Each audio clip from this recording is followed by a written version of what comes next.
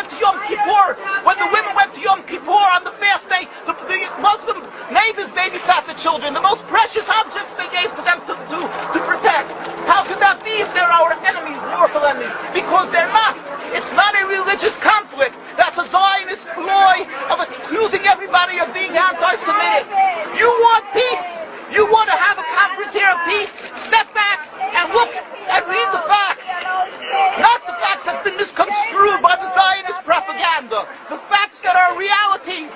The facts on the ground. How we've been living for hundreds of years in Yemen, in Morocco, in Tunisia, in Palestine, in Egypt. What Arab land have not Jewish people been living together with Muslims without any human rights groups? Tell me what land the Jews did not live in harmony with the Muslims. In Iran, we have over 25,000 Jews there, thank God. Why? Because this is not a religious conflict. It's purely because of a political movement, a relatively new movement, which is antithetical, contradictory to the Jewish religion of thousands of years. Judaism is spirituality, a religion of compassion to emulate God. Zionism has been created 100 years ago by atheists, people who have abhorred religion, who wanted to transform Judaism from religion to nationality, to a purely materialistic base, godless in its essence. That is not Judaism, and they have no right to use the name of Israel. They've usurped our name, they've stolen our symbols, and they've stolen our identity. And they are causing death and destruction, year in and year out. For over 50 years, death and bloodshed has not stopped because of a pure ideological belief called Zionism. They sacrifice on their idol bodies, human beings, hearts, souls. They rent, they've destructed houses, they've destructed people's lives. What can we do about this? Let's step back and think. There is a solution with God's help. If we would put away the politics, then we could know that we've been living and coexisting together. We most profusely apologize to the Muslims, to the Arabs, what has been done to them. And then we can return, they make restitution for what has been done to them. And then we will be able to live in harmony. Not an Israeli state, a one Palestinian state. One state as we have been living for hundreds of years. There will be peace. And you will see that this 50 years has been a nightmare, a mirage, and nothing to do. Pure fear-mongering, that's what Zionism does.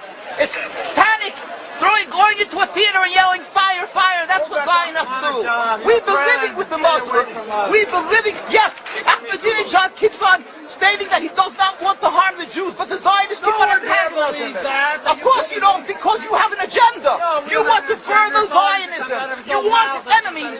You want enemies in order to be able to say you're protecting the Jews. We don't want enemies. We want to live in peace. We have been always living in peace with the Muslims, and we will, with God's help, continue to live with them in peace. We implore the participants in this conference, read, step back, study the history truthfully, and see what the true Jewish voice is of hundreds of thousands of Jews who are still true to their religion, whether they're living in Jerusalem, whether they're living in New York. What do these Jews in Williamsburg section of Brooklyn, hundreds of thousands of Jews who are the most God-fearing in the community, why are they all opposed to the state of Israel? Why is that one Israeli flag in Williamsburg, Brooklyn? These are the most God-fearing religious Jews. Why don't they fly an Israeli flag? They have hospital help. They have Hatzolah, ambulatories, and everything free of charge to help people. The most greatest charitable organizations. Why these compassionate people don't support the state of Israel? Why not? Because they don't like Israel. Why not? Because they're self-hating Jews? Trying to build a Jewish state. Why? Are they fools? Are they fools? The reason is simply because they fear God. And I know why. You don't know why, and I know why. Because they're God-fearing. And God forbid us to have a state. We are in exile by God who decree exile. And we are forbidden to oppress the people. We are forbidden to oppress the Palestinian people and steal their houses. That is what Judaism says. Thou shalt not steal. Thou shalt not kill. We have no right to the rule over the land of Palestine. This is what Judaism says, not what these robbers say. It's what the real Jews say. This is